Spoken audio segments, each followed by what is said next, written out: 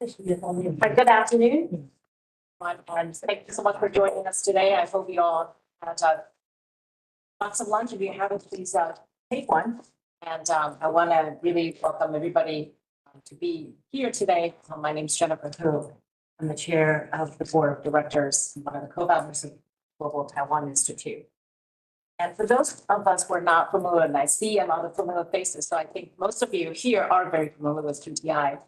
And I think you all know that we are a think tank dedicated to insightful, cutting edge and inclusive research on policy issues regarding Taiwan and the world.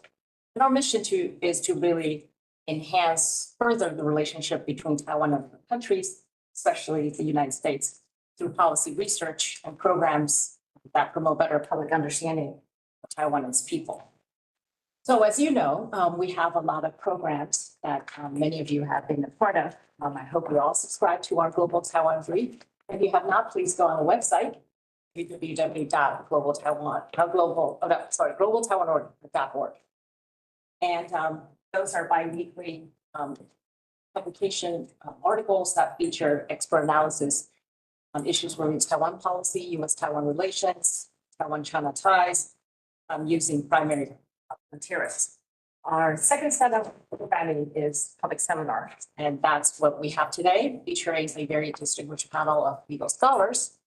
And so we have these public seminars that we hope to see more of you at the seminars, either joining virtually or in person. So we hope to kind of engage and address Taiwan's role in broader policy debates and focus on both traditional, if you will, and non-traditional issues related to Taiwan. Lastly, but not the least, is our flagship program that we do. We just wrapped up that last one, our annual symposium for the 16th. We just published I think we're doing an executive summary of that event, and also it's available on our YouTube channel if you missed it. And we also host a lot of podcasts hosted by our wonderful staff here on everything from Taiwan policy, security issues, soft power. So welcome, and I hope all of you get a chance to see it and see some of the programming that we do. And I'm very pleased today and honored to have distinguished legal scholars today to come and join us and discuss their respective legal research on Taiwan's international status. It is increasingly a very important topic given Taiwan's importance, as well as the escalating tensions with China. And so the world's really more focused on the significance of Taiwan, both its legal status and geopolitical significance, which is what Dr. Werner Somers' book is all about. He has a copy right there. I forgot to bring my copy. It's a good treatise of everything you want to know about sort of Taiwan's political history, background to other people's work on specific, the literature involved in, sort of the different legal interpretations of what it means to be a statehood, the Montreal Convention. Those of us went to law school, love international law, remember a lot of these discussions. And so it's great to see a very thorough treatise on this. And we also have here with us Dr. Adrienne Wu, who is a good friend of mine from Taiwan, and who is going to be next representative to the World Trade Organization. Congratulations to him. I think that I'm the first one to congratulate him in DC, so I'm very proud of that. And before we turn to John, I wanted to just thank our team here, of course, led by Russell, our wonderful patrons and staff members here. Thank you for everything that you do. And so wanted to make sure that everybody knows today, this particular event was really made possible because of the general donation of the O Family Charitable and Education Fund. Dr. Charles O of the O family is a very prominent scholarly individual who pays a lot of attention to Taiwan issues and is a advocate of elevating that among the community, of policy research think tanks, and wanted to make sure that we host an event that elevates this issue. So I just wanted to give John a little shout out. John is definitely someone who has worked quite a bit, written a lot on Taiwan's international status, and also has something coming out soon. Yes. And It needs your blessing. look forward to reading that. And he's on our board of advisors, and is definitely very seasoned, experienced diplomat, serving 24 years in the State Department, Foreign Service Officer, having worked in the region quite a bit in China, Taiwan, Hong Kong, serves as Deputy Counsel, U.S. Counsel General in Guangzhou, and has led the China analysis of the U.S. Department of State intelligence research, and has won awards. So without further ado, I will turn to John with the panel today. Thank you very much, Jennifer. I will sit here. I understand Professor Somers will stand at the lecture. Okay. As you all know, there's an old Roman dictum applying what we call the principle of anatine ambulation, articulation, and tetricitation. And if we apply this to Taiwan, there's no question. Anatine ambulation, of course, is if it walks like a duck. Articulation is if it talks like a duck. And I studied this. Tetricitation is the Latin word for quacks like a duck. If it does all these things, anatus est, it is a duck. And I think I think we all agree with this, or we wouldn't be here, except for perhaps Mr. Wang Hao, who's from Beijing and probably would yo as we say, all I can say is that when you look at the Montevideo Convention, Taiwan is a country. When you look at even the new conditions on the Montevideo Convention, there are 4 conditions to statehood in the Montevideo Convention. There are a permanent population, a definable territory, government, and the ability to conduct foreign relations. And if anybody is interested, I will hand out to those interested my copy of the Taiwan Relations Act, which basically embraces the idea that Taiwan is a country under international law. And again, as I say, whenever the laws of the United States refer or relate to foreign countries, nations, states, governments, or similar entities, such terms shall include and such laws shall apply with respect to Taiwan, which is to say, the United States law recognizes Taiwan statehood. In fact, if you look at the Taiwan Relations Act, throughout it makes clear that having diplomatic relations with Taiwan has no bearing on the quality of U.S. official relations with Taiwan. Now, I say official relations, the word official doesn't really come into the Taiwan Relations Act, except to say that the United States will maintain relations with Taiwan under this act. And it hereby just describes the term Taiwan.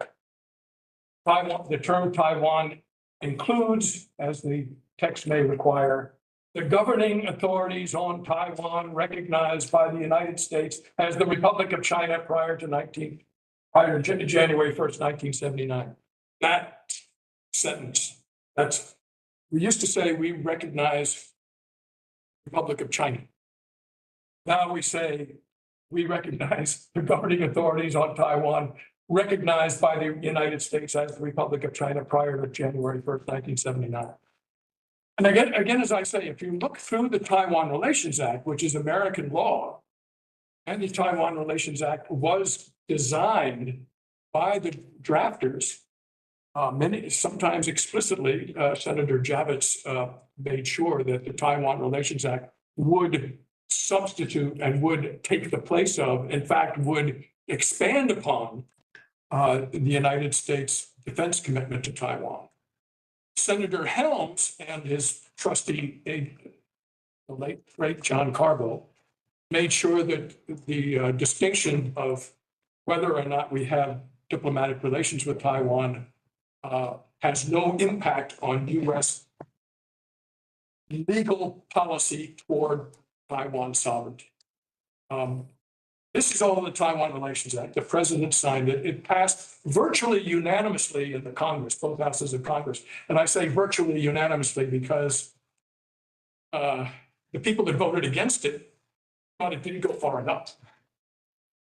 And I will leave you with my thought that I think everybody agrees that Taiwan is a country. Today we have two, probably, I think the two experts on the planet who have studied this issue far more deeply than I have, and certainly than most of my colleagues at the State Department have. And so I will introduce them to you if I can. Professor Werner Somers, yes, a lawyer and politician, a member of the parliament in Belgium, holds a PhD in international law from the Open University of the Netherlands. He has a master's degree in Germanic philology. Now, I was part of my book was looking into Henry Kissinger's counterparts in the Chinese side, one of whom was Xiao Guanhua, who also had a PhD in Germanic philology. And it shows in his discussion. Xiao Guanhua, no matter what you think of him, his philandering or whatever, he was really quite a genius. I think Professor Somers will follow in that line. I have to say, I tried to get his book, but it's not available here in the States just yet. It's for the low cost of $106 for the paperback book when that comes out later, I think next month, November 24th. So that is something I'm looking forward to getting before I publish my. Or the ebook. It's quite cheap. Oh, it's $25. $25 for an ebook. Can you cut and paste out of it? Is that? Well, then I'm going to get the ebook. You can also buy chapters. I think I must have the full thing. So we'll go there. I heartily recommend it, and I certainly hope that it encourages Professor Somers to continue writing about Taiwan. Our next our commentator on Professor Somers' presentation will be Professor Wu Jianhui from the Zhongyang Yanzhou. I used to say something else, but I just the central. I'll say it because when I grew up in Taiwan 60 years ago, it was always referred to as the Academia Sinica because it was sort of transplanted from. I think now it has a much. At any rate, it is the premier research institution in Taiwan, and Professor Wu also has a PhD in law from a major European university, University of Edinburgh, and he specializes in international law, EU law, trade law, and relations between the European Union and East Asia. This is extremely important in terms of Taiwan's international personality, to have a personality that enables it to interact as a nation with the trading states of not just the WTO, but the EU, of course, and just about any other major country. So trade law, international law is essential to Taiwan's international personality, and nobody, I think, understands it better than Professor Wu. So without further ado, Professor Somers, you're invited to stand at the lectern and make your presentation. You will speak for about a half an hour, and then Professor Wu will comment on the presentation.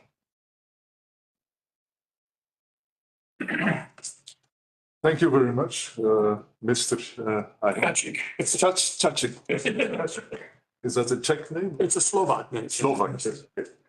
I speak a little bit Polish, but I speak it. ladies and gentlemen, I am very pleased to have the opportunity today to say a few words about the content of my book, The State of Taiwan, from international law to geopolitics, which was released last year with the publisher Brill Nijhoff. It's an American Dutch publisher, and as Mr. Tacit. We just said, how about tacit? T-A-S-S-I-K, tacit. Patrick, Yeah, a paperback version of this book will be available very soon. A better understanding of the international legal status of the Taipei-based Republic of China is highly relevant and may help the international community to take an informed and well-considered stance on the Taiwan issue. Depending on the international law discourse or narrative on the Taiwan issue, third states will be more or less inclined to recognize Taiwan as an independent state, to advocate Taiwan's meaningful participation in international organizations such as the World Health Organization, to commit themselves to helping Taiwan defend itself against Chinese aggression, or to impose economic sanctions or other sanctions in that case. The dominant international law discourse or narrative about Taiwan in Western politics and media actually boils down on the fact that Taiwan is already de facto independent, but has not yet formally declared its independence from China. This discourse essentially corresponds to the Chinese view on the Taiwan issue. The Chinese view is that Taiwan is a renegade province, a breakaway province of China, that de jure belongs to China. The only difference is that the People's Republic of China, the PRC, concludes from this that it has the right to bring Taiwan under its control by force if necessary, a conclusion that, of course, is not endorsed by the West. My book investigates whether the Chinese claim to Taiwan is justified under international law. That is to say, whether the PRC has international law on its side. If this is not the case, the international law discourse, the narrative and policy of the West and of the democratic part of the international community on the Taiwan issue may need to be adjusted. And this is very important in order to develop a coherent and effective strategy to maintain the status quo in the Taiwan Strait. To begin with, Taiwan was only Chinese territory from 1683, as the island was conquered by the Chang dynasty. At 1895, as the Treaty of Shimonoseki went into force. The Treaty of Shimonoseki was concluded after the first Sino-Japanese War. And by this treaty, China ceded Taiwan to Japan. The state of China did not regain sovereignty over Taiwan and Penghu at any moment after the entry into force of the Treaty of Shimonoseki. The entry into force on April 28, 1952, of the Treaty of San Francisco, a treaty that was concluded between Japan and most of the Allied states during World War II, did not lead to regaining sovereignty over Taiwan by China either. The only consequence of that treaty, of the Treaty of San Francisco, was that Japan had no longer sovereignty over Taiwan and Penghu. Article 2 of the Treaty of San Francisco provided that Japan renounced all right, title, and claim to Formosa, that is to say, Taiwan, and the pescadores, Penghu. As a result of this, territories in question, Taiwan and Penghu, became what is called terrae nullius. This means territories over which no state possesses sovereignty and that are amenable to acquisition by whatever state that exercises effective control over them. This is a mode of acquisition of territory that is called occupation, effective occupation, or in Latin, occupatio. To this end, according to the judgment of the Permanent Court of International Justice of April 3rd, 1933, on the legal status of Eastern Greenland, two conditions must be met: the intention and will to act as a sovereign, and some actual exercise or display of authority. It is beyond doubt that since October 1945, the Republic of China exercised control over Taiwan and Penghu with the intention and will to act as a sovereign, and that the Republic of China continued to effectively control Taiwan with that intention, even after the Treaty of San Francisco went into force in on April 28, 1952. However, this could not lead to the resumption of sovereignty over Taiwan by the state of China, since the exercise of effective control over Taiwan by the so-called Republic of China could no longer be attributed to the state of China, since the Treaty of San Francisco went into force. Indeed, from the proclamation of the PRC on the 1st of October 1949, the state of China was continued by the PRC, by the People's Republic of China, which exercised effective control over virtually all the territory that belonged to the state of China when the Republic of China, the historic Republic of China, was proclaimed on the mainland on the 1st of January 1912.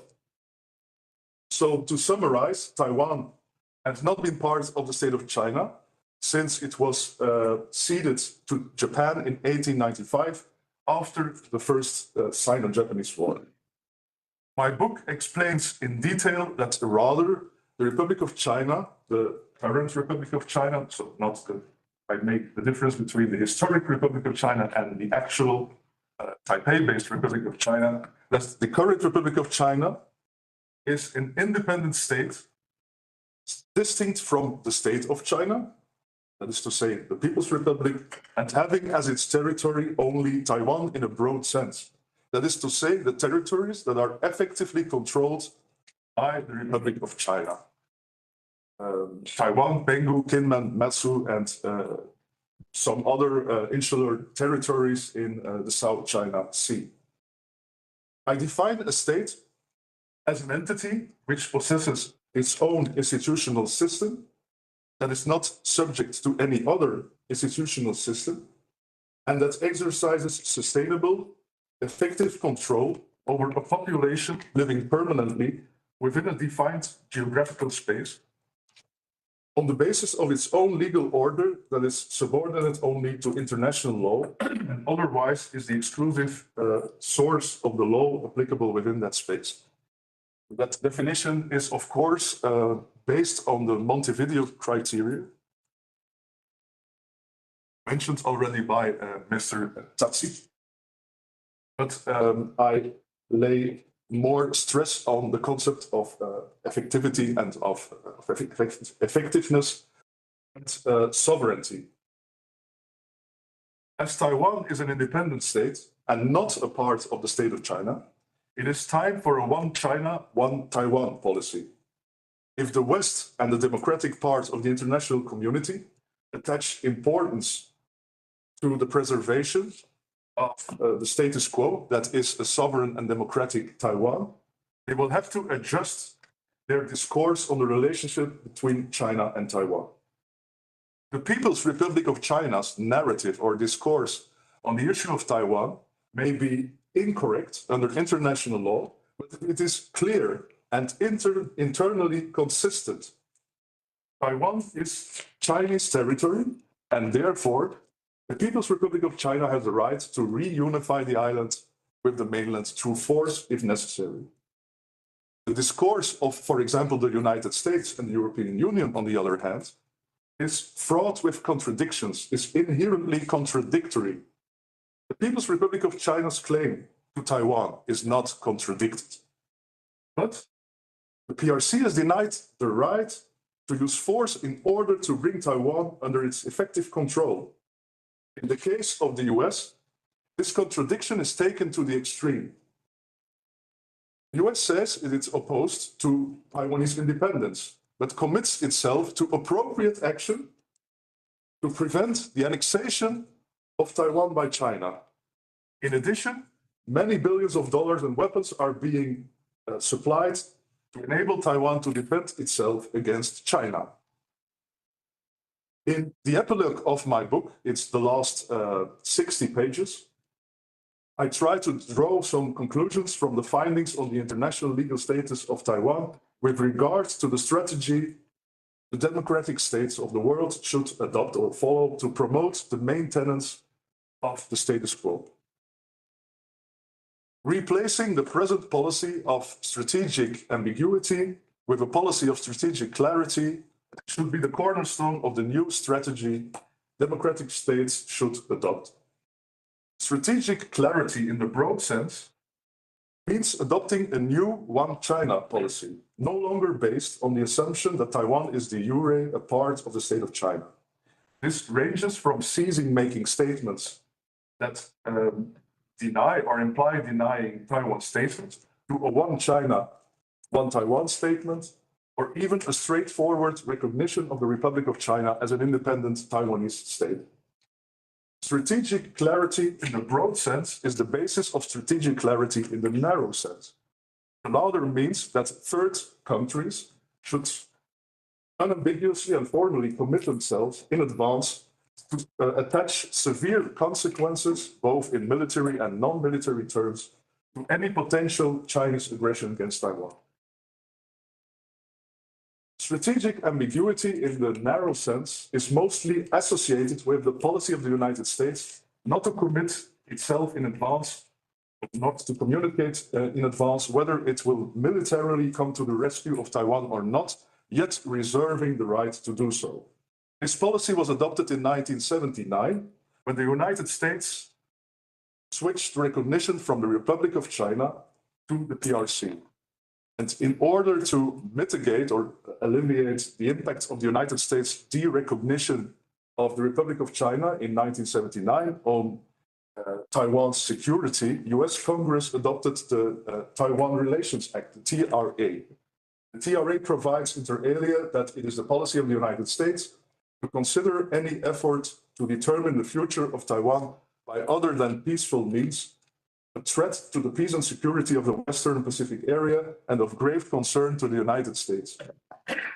The TRA also stipulates that it is the policy of the United States to provide Taiwan with arms of a defensive character, and in this regard it is specified that the United States will make available to Taiwan such defense articles and defense services in such quantity as may be necessary to enable Taiwan to maintain a sufficient self-defense capability.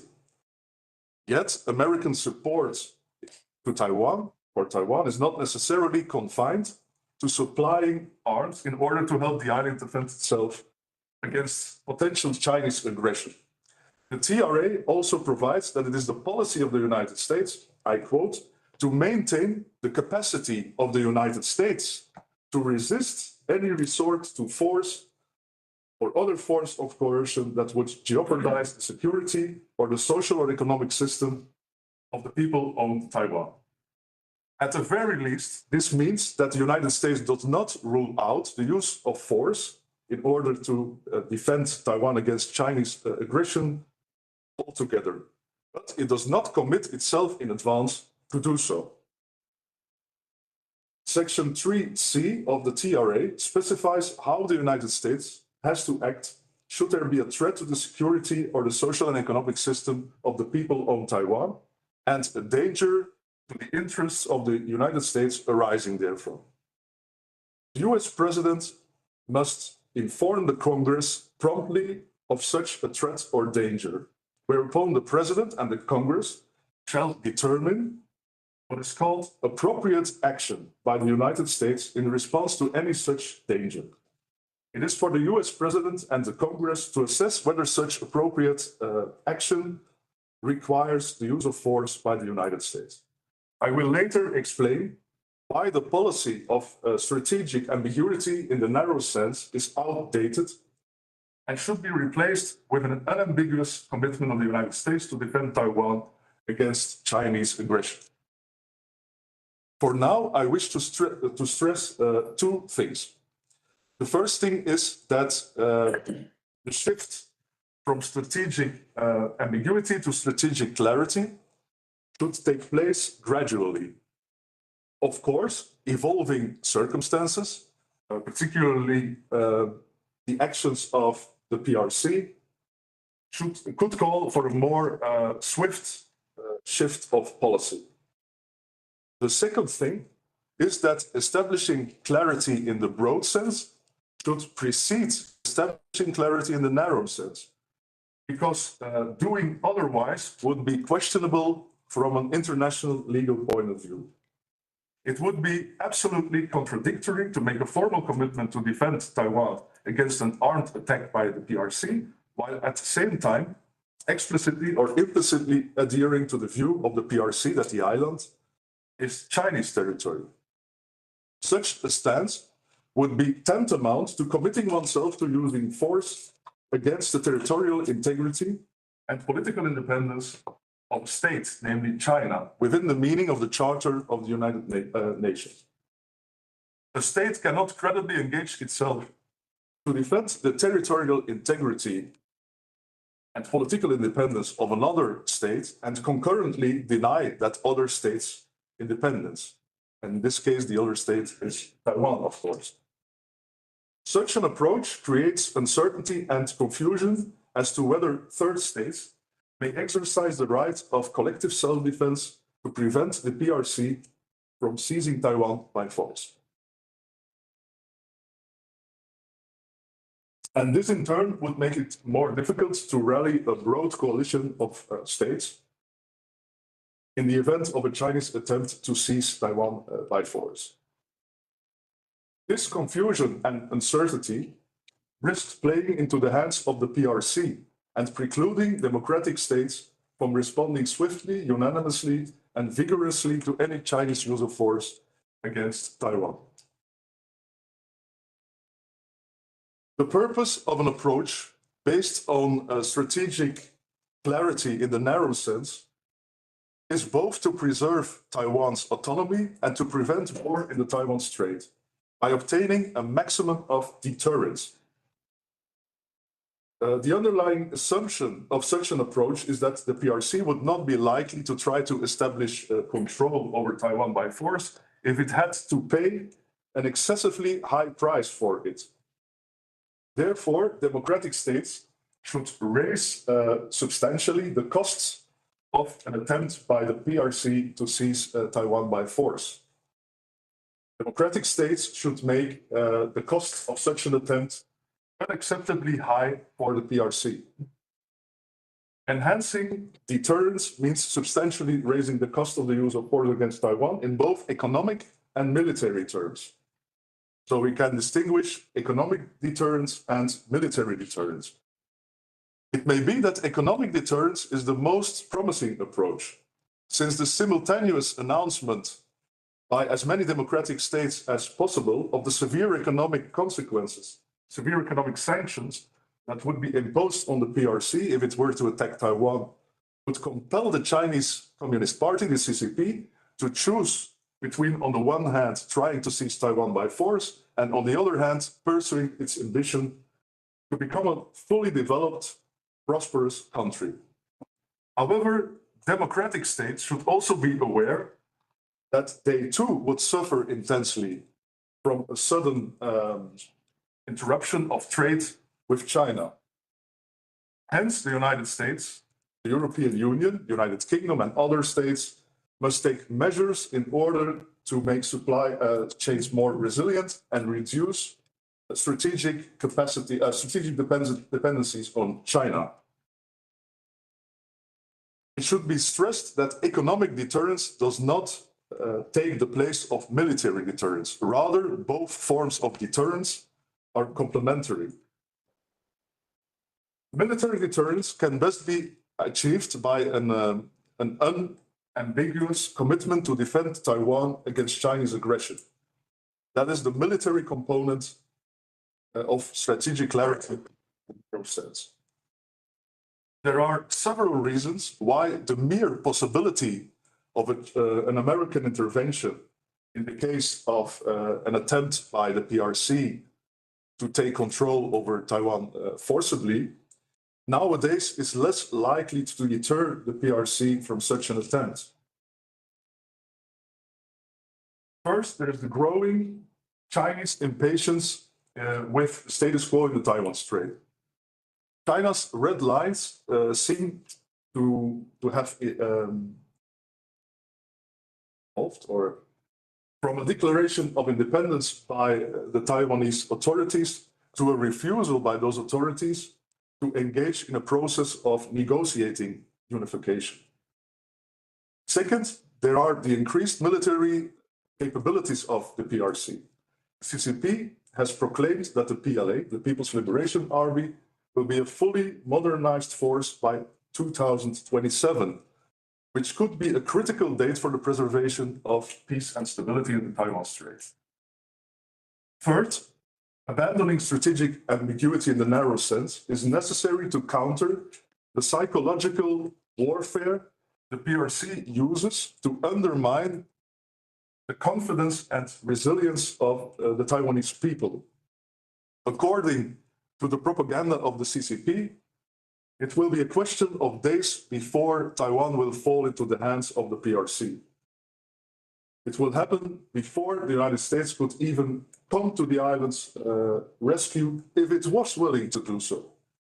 Part of the PRC's psychological warfare is to make the Taiwanese believe that the United States does not even intend to intervene on their behalf.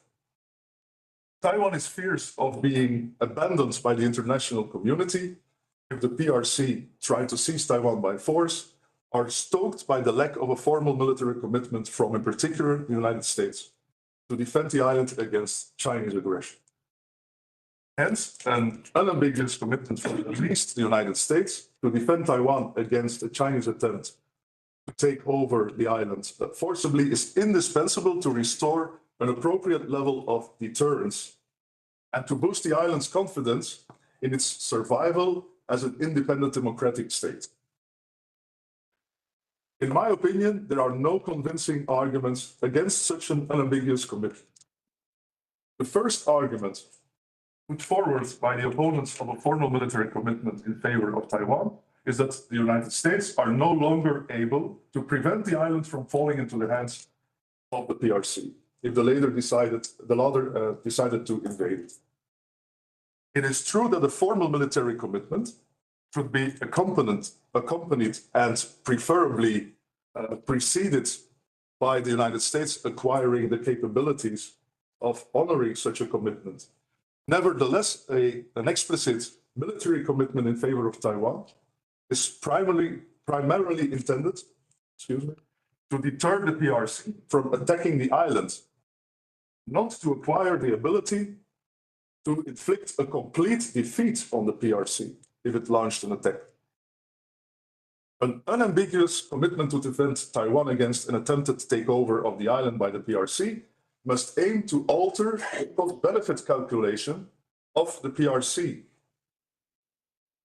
by increasing the costs of forcible unification to an unacceptably high level.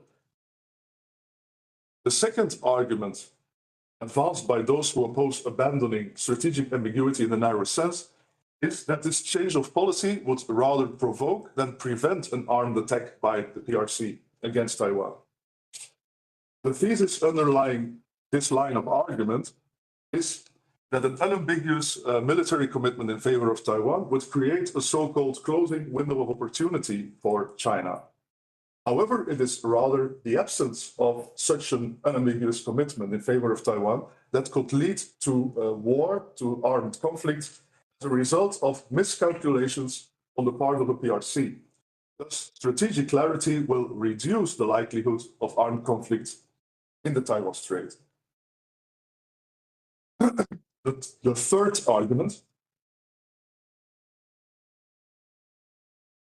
put forward by the opponents of an unambiguous military commitment in favor of Taiwan is that it could lead to so-called provocative behavior on the part of the Taiwanese authorities, because they would take it for granted that the United States and maybe other states, allies of the United States, would intervene militarily if Taiwan would be attacked by the PRC. Yet this argument doesn't really hold water. After all, unambiguousness is not the same as unconditionality. The United States could issue a statement pledging itself to defend Taiwan against an unprovoked armed attack. It is true that such a condition would introduce a new element of relative ambiguity, since it would not totally be clear what is to be understood by the term unprovoked. However, it would be clear to both Taiwan and China that intervention of the United States in the event of an armed attack of the PRC against Taiwan would be the rule, and that the so-called non-provocation clause would only be invoked in exceptional circumstances, such as a Taiwanese declaration of independence, leading to an armed attack by the PRC. Taiwan would only enjoy military protection as it refrains from behavior that is deemed provocative towards the PRC. It would be obliged to align its policy with the United States, or at the very least, not to cross the red lines of the United States. These red lines should not be made public in advance, for the simple reason that the most important red line of the United States would be the issuance of a formal declaration of independence by the Taiwanese authorities. If such a condition were made known in before, it could be interpreted as an express denial of Taiwan's statehood. However, a state cannot credibly engage to defend a territorial entity and at the same time deny that entities existed as a sovereign state, since the right of collective self-defense only applies to sovereign states. I'm sorry, that's the half an hour mark there, right? Yeah. So I will conclude. Just to summarize the foregoing, Taiwan is not part of the state of China, but it is a sovereign state under the name Republic of China. Strategic ambiguity should be replaced by strategic clarity.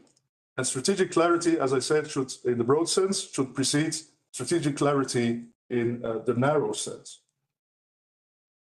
Strategic clarity in the narrow sense means both military and economic deterrence, making it plain to China that the costs of an attempt to seize Taiwan forcibly would be unacceptably high, so that it will think twice before starting the venture.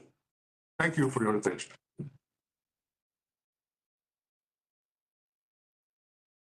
It was excellent. I might have to rewrite half of my book here. So. But, as a commentator, we have Professor Adrienne Wu, and I asked Professor Wu to make your presentation and to perhaps comment on some of Professor Somers' okay, sure.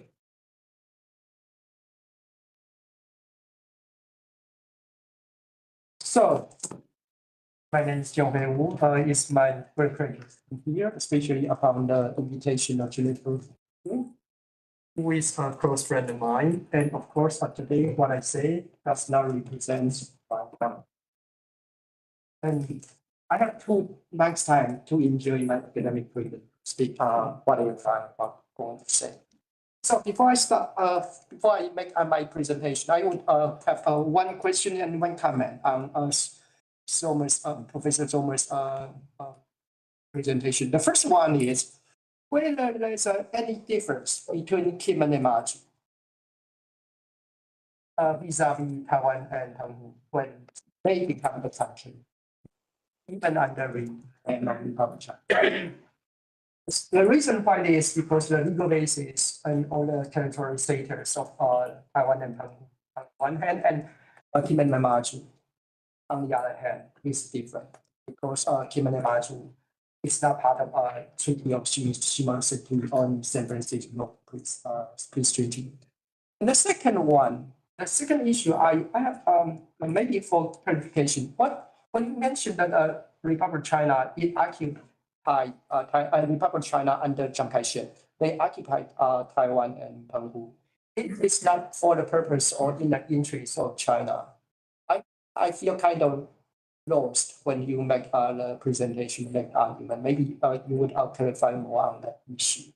And I think the first issue is more relevant in this context, whether Taiwan, in that sense, is a country. And then I just want to quickly walk you through. So what we are faced today, we have some fundamental issues. The first one is the relationship between Taiwan and the Republic of China. And the second one is the relation between the Republic of China, Taiwan, which is the term of our Chinese administration and current line administration. And on the one hand, and on the other hand, the Republic of China established in 1912, which Dr. Professor Somers named as the historic Republic of China. So is it a continuity, or there's something somewhere the current Republic of China, Taiwan, broke up with the historical one? And if there's a broke up between these two, then when it is, and this is the second fundamental issues. So, then the third one is if Taiwan is a state distinct from China, represented by the PRC, and then when and how. And this is how what we attempt. We as a three lawyers, me and two legal scholars in law institutes, try to do in a manuscript, hopefully published next year. And finally, I don't think I have time to do it. Is the legal and political issues. If Taiwan continue to use the name of the Republic of China, what will be the legal and consequent political issues? One key element here is the UN Charter.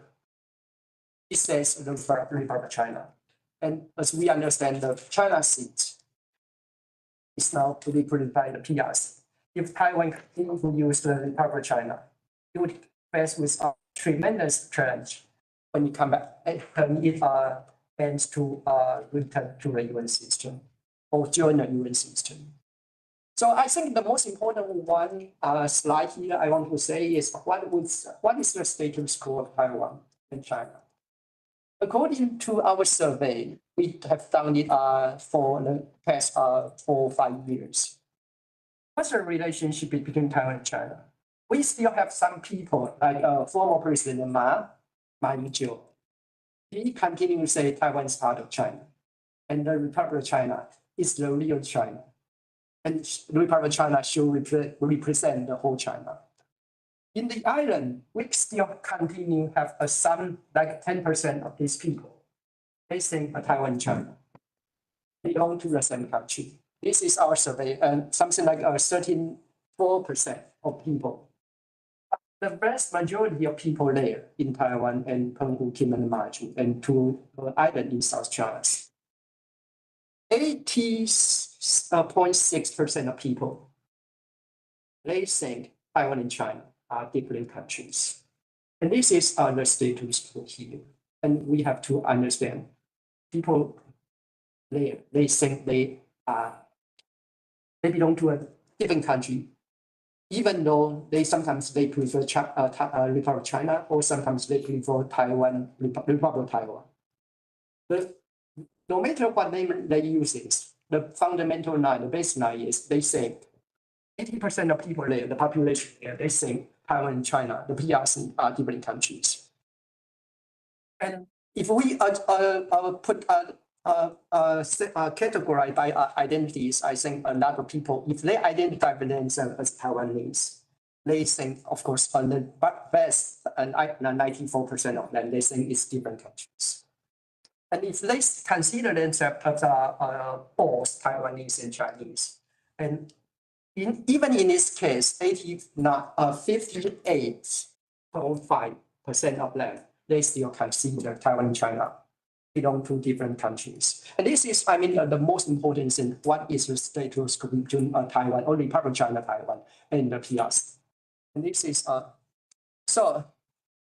and this is what Professor Somers mentioned. The Western scholars, they always think Taiwan is not a country.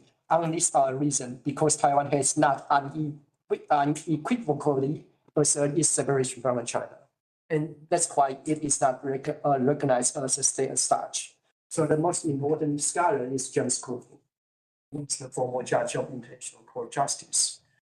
So then, I think here we have identified two different issues. Republic of China, led by Chiang Kai-shek, they came to Taiwan.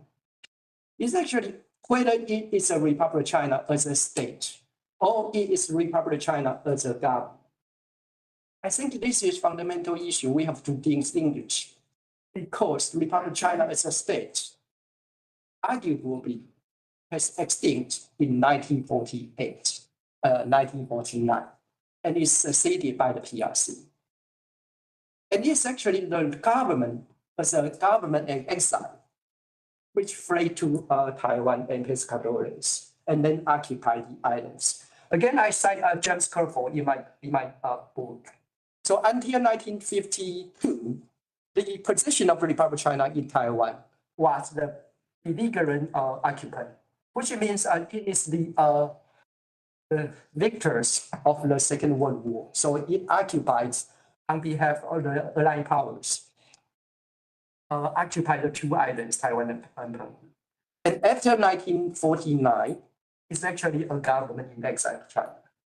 So here I think we have to distinguish then what is the Republic of China after 1949. Let us make a mistake. It's actually 1949. So it's actually the government led by Chiang Kai-shek who came to Taiwan, but not the country, the state as such came to Taiwan. So this is what, in terms of legal argument, key historical events. The first one is Treaty of Shimonoseki. The second one is Cairo Declaration. Then is Potsdam Proclamation, and then the legal instrument for Japanese surrender.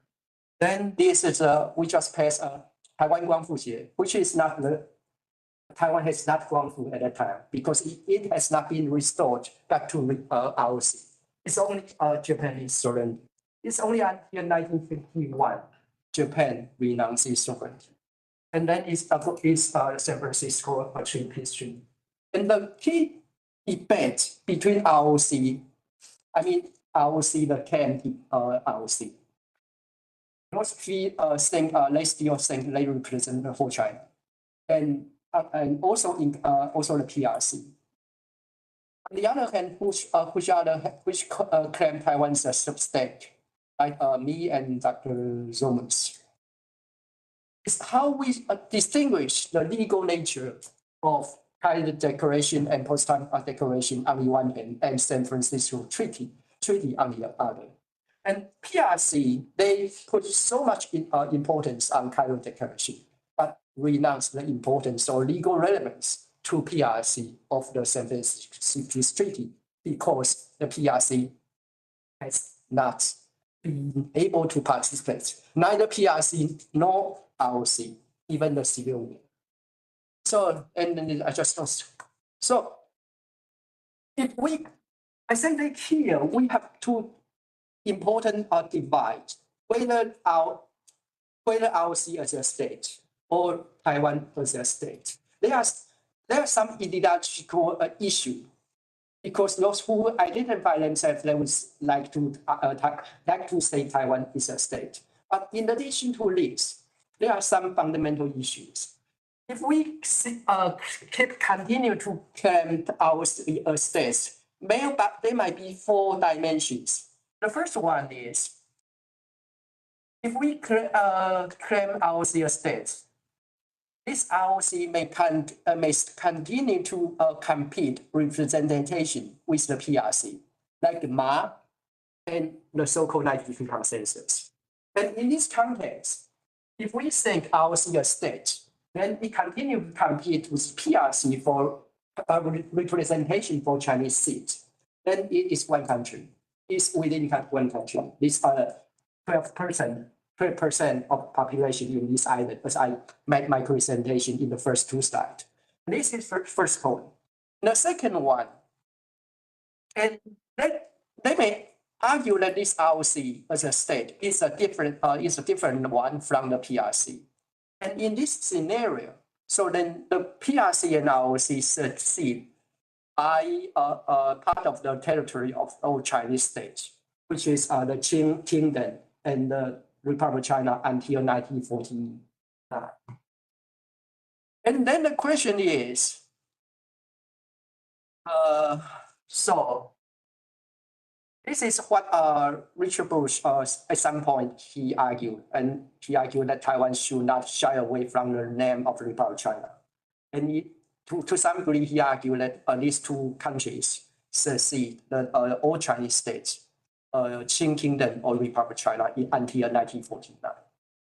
So in the second context, the ROC and PRC may be 2 distinct states. And there's also, in addition to the difference name, there's also a difference when it comes to whether Chinese state, either Republic of China or People's Republic of China, has ever possessed the territorial sovereignty of Taiwan and Peru. Even the different interpretation of San Francisco Treaty. So the other 2 dimensions will be that this ROC may possess territorial sovereignty of Taiwan and Peru. If we see Cairo Declaration as a legal instrument that trumps or separates us and the peace treaty. But this is the legally infeasible and legally weak argument. Given Cairo Declaration is only a political declaration, and San Francisco Treaty does not say anything about the beneficiary of Japanese renunciation of Taiwan and Peru. And the fourth one would be, if we see our states, it may have never possessed the territorial sovereignty of Taiwan and Pescadores, given the silence of San Francisco Peace Treaty. And given that the Cairo Declaration is a political declaration. If we compare this ROC state into what most people like me and some identify themselves as Taiwanese prefer, there's a compromise to some degree, political compromise. They see Taiwan as a state, but using the name of departure. And the narrative here is China, no matter the PRC ROC, has never possessed the territorial sovereignty over Taiwan and Pescadores, even the GP language of San Francisco Treaty. And the government of the Republic of China has the authority to govern Taiwan and Pescadores since 1949. That's it, after Somers also mentioned about this, given its authorization by the Allied powers. So it's actually based on the authorization of Allied powers. And the reason why the nationalist government is there is based on the authorization. So the government authority, which is the language in TRA, the governing authority of a nationalist government is actually based on authorization of Allied powers, and it was legitimized only until the comments of democratization. Last one? By the process of democratization. Oh, yes, yeah. It's between 1949 and 1952. Afterwards, it has no relevance in my opinion. I'm sorry. I will have one final slide. So then we have to expand and then why democratization process come. It's only until when the democratization process commenced in 1991. Then Taiwan became an independent sovereign state in different countries by exercising its right of self-determination. So it's crystallized by the full comprehensive re-election of members of National Assembly and Parliament in 1991. And this is based on the idea of popular sovereignty.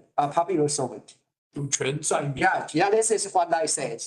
I think he's based on the same idea. Yeah. So the conclusion here is even that Taiwan as a state, even it is continuing to use the name of Republic of China, it is different from the one established in 1912. And I will stop here. And finally, one argument, we have a paragraph in rebutting Crawford. He says that Taiwan is not a state because it has never unequivocally asserted separation from China. It's neither in the Constitution nor the amendment. This argument may be reasonable from an outsider perspective, but it's built on the insufficient knowledge of the constitutional development in Taiwan. In a similar vein, for better or for worse, predictions like former President Ma, he also invoked our constitution to undergrade their claims. But if we take a close look, the more one is pro-unification with the PRC, the more one is likely to emphasize the importance of a written constitution. So much that sometimes I fall prey to constitutional ideology and consciously or unconsciously ignore the constitutional revolution that has taken place in the place of 3 decades. What we want to emphasize here is this narrow understanding of the supreme law in Taiwan is incomplete. Any constitutional claim that addresses the statehood of Taiwan and the relation between Taiwan and ROC should take a constitutional transformation into account. And I will stop here. I think I have touched on that.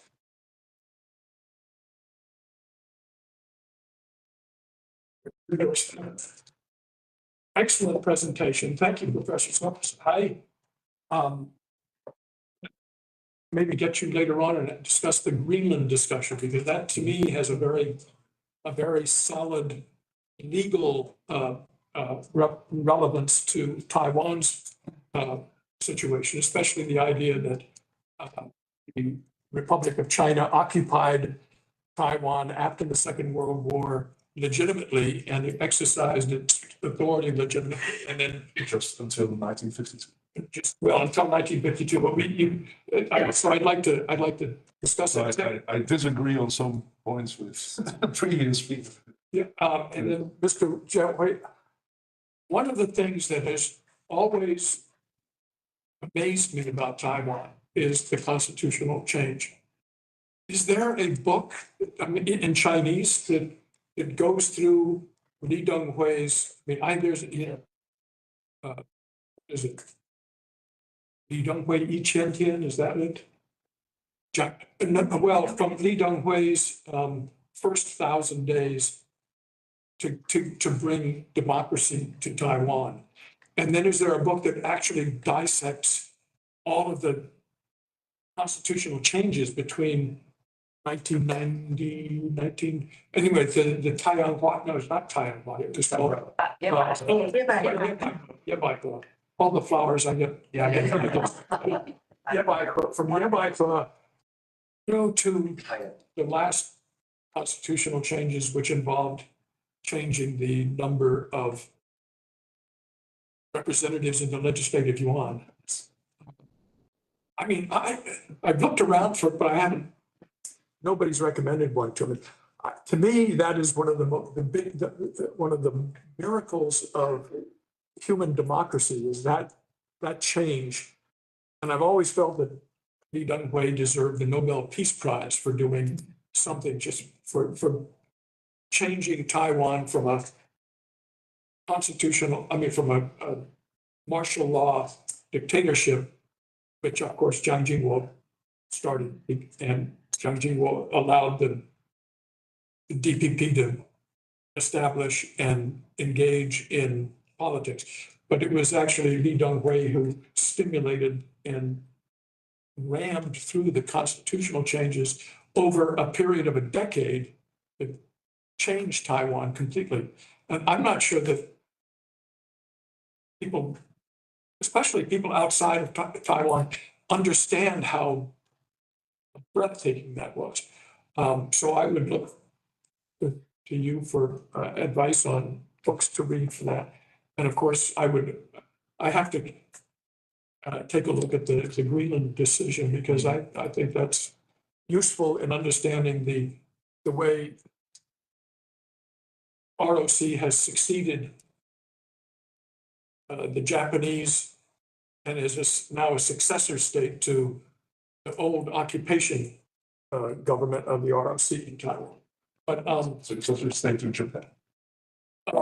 yes, you could say successor state, but one could also say under the It's not Japanese territory. So in this part of the Japanese territory, the ROC is the successor state of Japan. except that It's 1952. except that it was the ROC occupied a colony of Japan. No, it's not a colony, it's real territory, because the Treaty of Shimonoseki, under the international law of that time, was perfectly legal. So it's always called a colony, but it was an integral part of the Japanese Well, empire. It was administered separately, but you can have different jurisdictions within one state. So Well, it in was- my opinion, it was an integral part of the Japanese state between 1895 and 1952. Well, all I know is what George Kerr wrote in Taiwan Licensed Revolution and the Home Rule Movement. And Taiwan did not get full autonomy until But that's not, you 1949. have not to have autonomy. You can have, also democracy is not a criterion for defining an entity as a state. So I don't agree that the ROC has become a separate state in 1991, for example, because then you have the indigenization of the constitution and the democratization. Democratization is very important, don't get me wrong, but it's not a relevant criterion for assessing or for determining whether an entity qualifies as a state or not. Can you relate this to Denmark and? Because otherwise, the PRC would not be a state. No, I think. Is that why we should treat states differently, existing states and then new states? And new states should become democratic, the entity should be democratic, or it doesn't become a state. But if you exist already for hundreds of years and you never have been democratic, then it's no problem. So that's against the sovereign equality of states. The principle of the sovereign equality of states. If we want to have the point at a time. This is good. We have to explain why the nationalist government led by Jefferson intend to establish a new state distinct from the Independence. this is A new state distinct from what? the China represented by PRC. He tried to reconquer China with Taiwan as its basis of operation. It was a temporary government there. It was going to be a base, He intended to reconquer the mainland, so he claims to represent the whole state of China. Yes, but if He didn't want to then it's establish a new state. then that's the same state, which is one state divided by two governments. Then the nationalist government led by Chiang So Kai-shek. that's a fiction of the Cold War. A state cannot have two governments. well, That was an invention of the Americans during the Cold War. this is East Germany and West Germany, North and South Yeah. Korea, North and South. Yeah, okay, but When- that's when the something country- different. when They the became country- states at the It's in the era of civil war. Then you can have two different in a governments. civil war, you can have two So- governments. So But at some point in time, the situation is consolidated. And then, formally, the civil war in China never ended. But actually, in fact, civil war ended in the 50s. Until 1971, when US formalized the relation with PRC. China. The PRC also fight with the Kinmen. They also fired the missiles. Well, yes. They also fired. Yeah, I think the Quemoy Matsu thing, I think, is a little bit difficult. I mean, there is no way that the Chinese government in Peking will force the ROC off of Quemoy Matsu, because Quemoy and Matsu are the last slivers of sovereign Chinese territory that the ROC occupies. So that Peking would rather have the ROC there than not have them there. But the PRC made a mistake after 1949. If the PRC continued to lay claim to Kinmen and Matsu only, not to Taiwan and Penghu, then their claim would still be valid. I will take your word for it, but all through the. But now their claim is no longer valid because they also laid claim to the whole territory of the Republic of China, including Taiwan and Penghu. U.S. policy under. And therefore, their claim to Kinmen and Matsu has lapsed. U.S. policy under Eisenhower was that Quemoy and Matsu, Kinmen and Matsu were Chinese territory. They were Chinese territory at that time. And as a result, Dulles refused to allow, and Eisenhower refused to allow U.S. Navy to go into the Quemoy.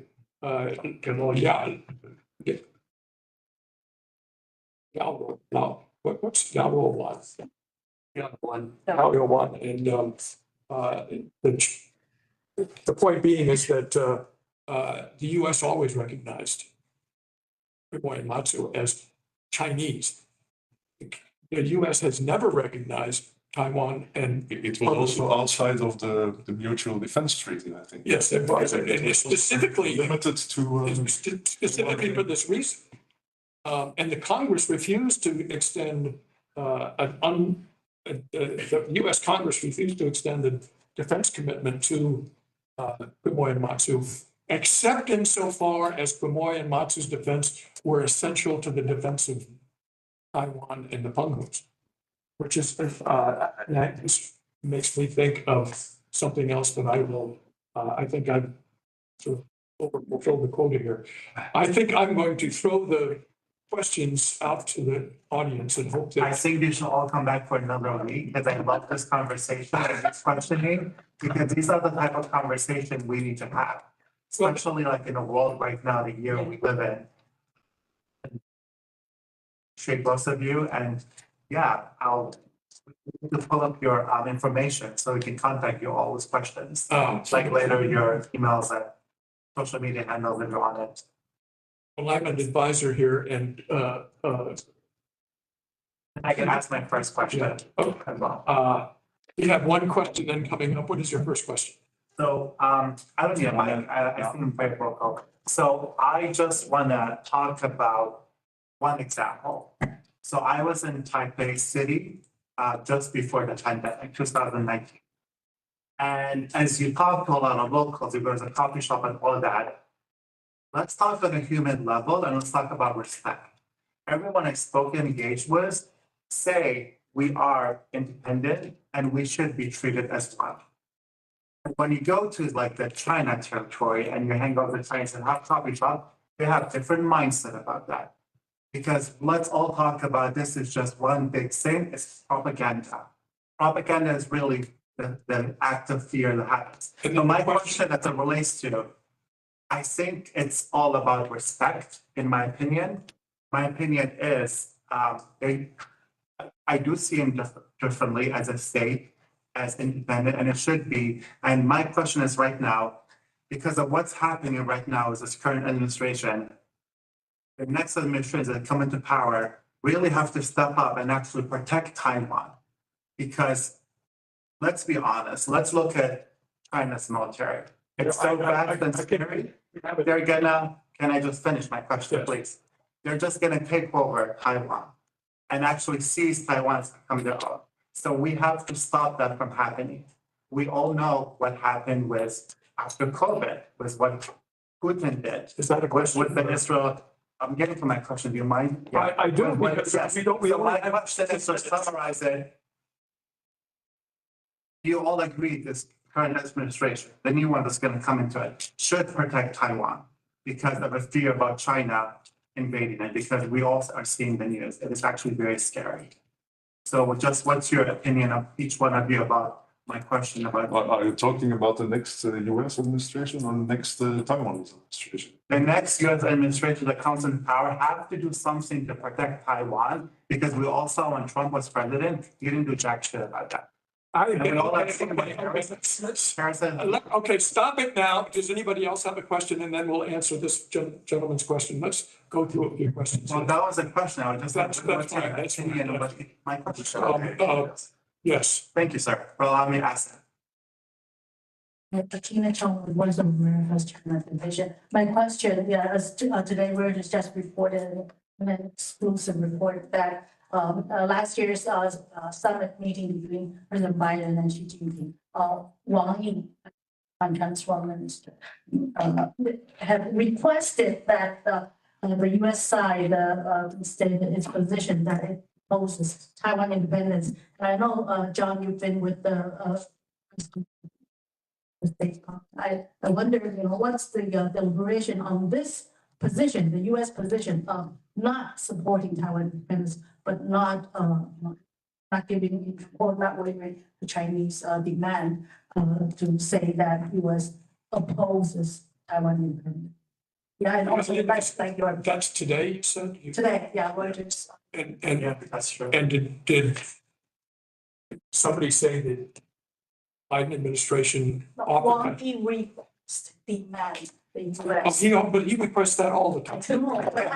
You, Why is this today?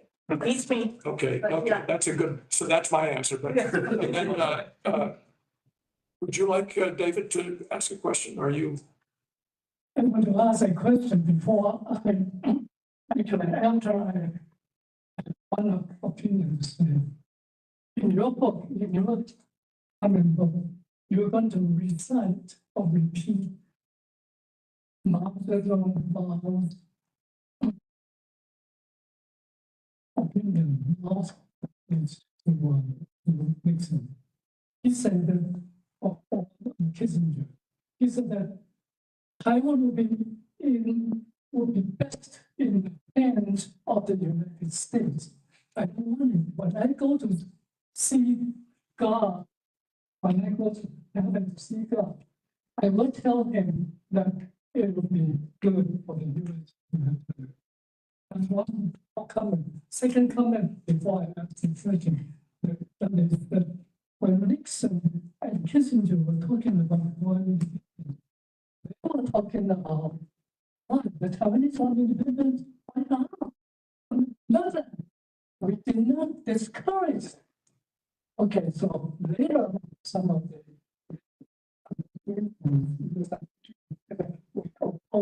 and then they realized that they were still. So my question is that in the next situation, what they need encourage, instead of discourage, encourage the Taiwanese to shout and say, we want independence. Taiwanese independence. Does anybody else have a? Yes, sir.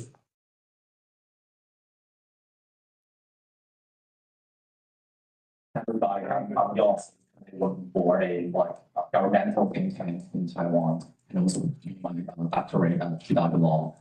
Two questions. My first question is, thanks for your. My first question is, because in the most recent national speech, national day speech, President Lai stressed his national history back to 1911. Read his speech, clearly. Pardon me? I mean, read his speech. Read his speech. Yes. Don't see the new speech. Yeah. Okay, so what I want to say is, no his intention, but trying to address history factory method, but on the other hand, what I sense President Tsai put more focus on President Tsai was more focused on 1949 as a start point for building Taiwan's national identity. Because I'm not specialized in international law, so I'm just curious if there's any like difference between these two narratives from like international law perspectives or international topics perspectives. And my second question is, I can go that quickly because I'm more focused on constitutional law. So what I read Taiwan's constitutional reform, the process of Taiwan's constitutional reform and democratization is after that we change our sovereignty plans. We stop planning our sovereignty over mainland China. So that's a key point why we can like build our statehood after 1991. But there are still some like conflicting elements in under our constitutional element. For example, like unification, not obligation, it's not a constitutional obligation, but still kind of like aspiration. So, and we all know that it's really hard for us to like revive our like constitution. What is the aspiration? Like unification, like 国家统一前, something like that. It's not obligation anymore, but still, they give somebody tools or weapons to claim that in the written constitution, we can still say that we want to like claim sovereignty over mainland China. But we all know that it's hard to revise our constitution under current pressure. So I'm just curious, like, can you two like share your thoughts on how can we address this like kind of deadlock or entrenchment in our constitutional framework? So that's my question. Thank you. And then one last one before we turn back to the panelists. My question is, which presidential candidate are more likely to play the policy from the strategical ambiguity to clarity? I didn't hear the first part of your question. Okay. Which presidential candidate who are more likely to play the policy, from the strategical ambiguity to the clarity? I think would be the Trump. Oh, I see. I was in the Trump rally Sunday in New York. Interestingly, I saw a group of Japanese, who fly from Japan, but actually they have no right to vote. And they campaign for the Trump. They think Trump is the only one person who can stop the Third World War. Okay. So, well, we could, it's so interesting. I think this is not divided, among the American citizens, also divided among the global citizens. Because I think many of the people think actually it's Trump who will provoke the Third World War.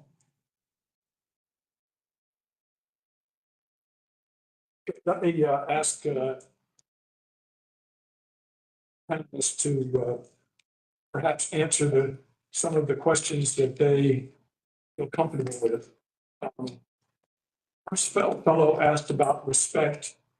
And I'm not sure that, I think your question was pretty much the same as the last question. Well, my question was just from the heart of the Taipei people I hang out with. When you ask the people that are my generation, they feel like they should be independent. That was my question. Okay. What do you feel like straight to the next one? We'll play a role in that. Tina asked about U.S. policy not supporting Taiwan independence as opposed to China's demands that we oppose Taiwan independence. David asked about Mao's comment to Kissinger that when he goes to heaven, he will tell God that Taiwan is better under U.S. hands than Chinese hands. And I have to say that Mao Zedong also said, in 100 years, we will want it back, or maybe 1,000 years, we will want it back. But you get the idea.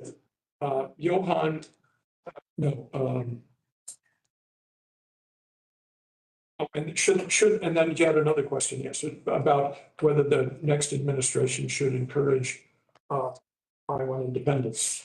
Johan,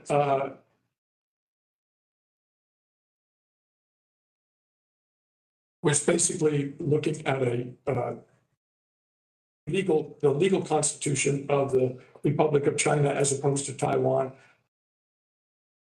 President Tsai focused on the 1949 transition. President Lai actually is still harking back to 1912. So it's something that we would be interested in looking into. So I will, and then our last questioner said Trump or Harris.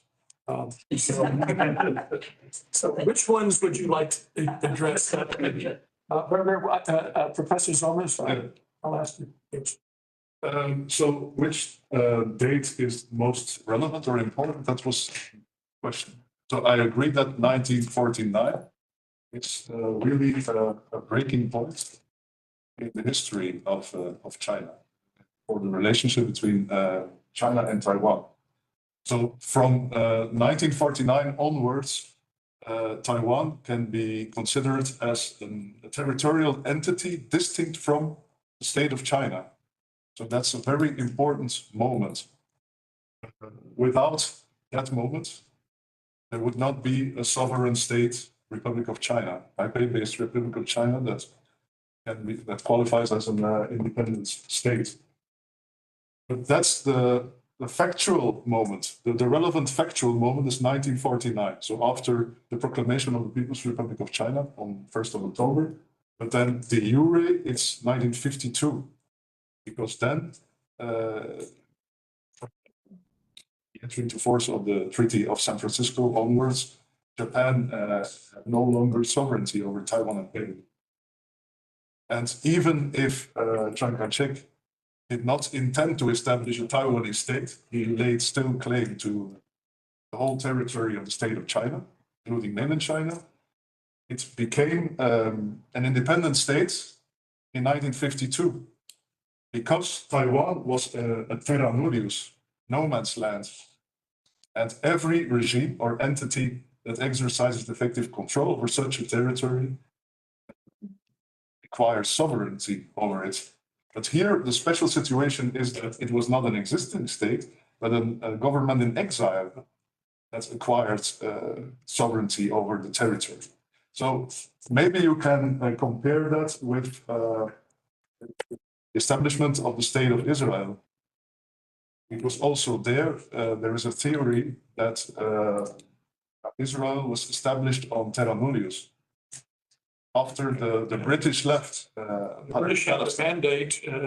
Turkey renounced all right, title, and claim, but nobody, the League of Nations never gave sovereignty to anybody. Yes, and maybe a better comparison would be with the situation of Cuba at the end of the 19th century, after the Spanish-American War. It was also then the United States had the title to Cuba, but they abandoned it. So then Cuba became also a terra nullius. Oh, I thought it was the Cuban people that acquired sovereignty over the territory. So there was no treaty instrument that U.S. granted independence to Cuba with? No, it was Spain renounced title to Cuba. Okay, there was no beneficiary design, just like with the Treaty of San Francisco. Yeah. It was more or less the same. We're at the end of our ropes here, but I would ask Professor Wu to address which question he would. Okay, I don't want to comment on Norwegian as I put.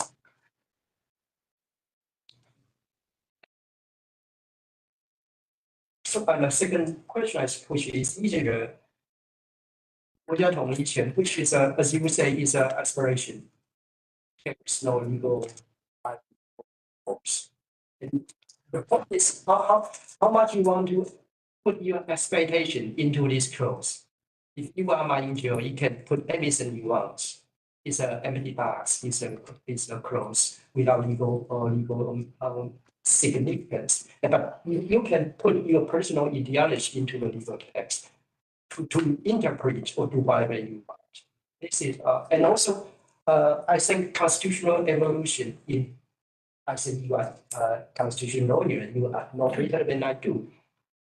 Written constitution has some limits, especially when it comes to Taiwan. We know who is the boss in Taiwan, but the written constitution also says he's the union's on the premier, he's the SQ in chief, which is not the case. And this is the constitutional evolution, which we have to go beyond the legal text. The second point, you mentioned about lie and chai. I think it's, if you read lie, impact to speech. The first one is the Indian banquet of national. It's actually before the National Day of the Republic of China. Not Taiwan's National Day is claimed by previous President Chai. Impact the first page, that's what you refer to the motherland. But this is not the legal text in the national speech. But the speech you would find, it says in 1912, in 1991, there are some people in China, they aspire the spirit of Republican, the best French word. They speak Republican. They aspire the Republican spirit, and it stopped later. And look, they continue to say, online, continue to say, in Taiwan, we also have the same aspiration for liberty, democratic system. And there's no link between the 1912 and the current one. I think the link you met is based on your interpretation. I don't, you have to look clearly the legal text and all the speech I like. Well, thank you very much. This could go on forever, and if anybody, at least I will stay here if anybody wants to ask me questions, because I don't know that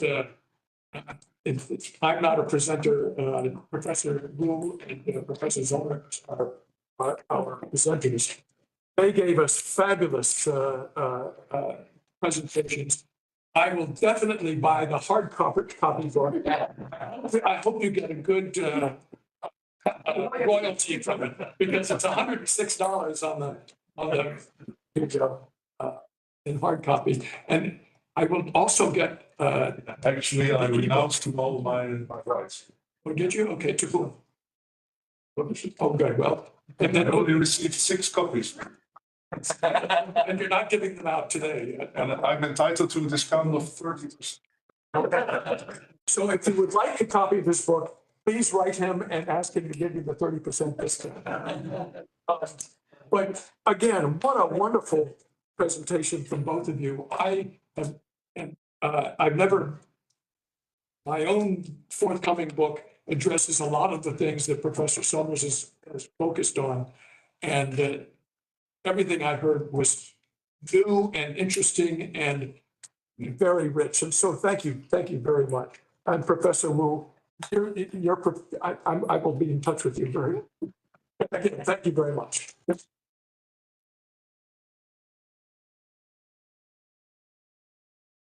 Okay, we can all go and have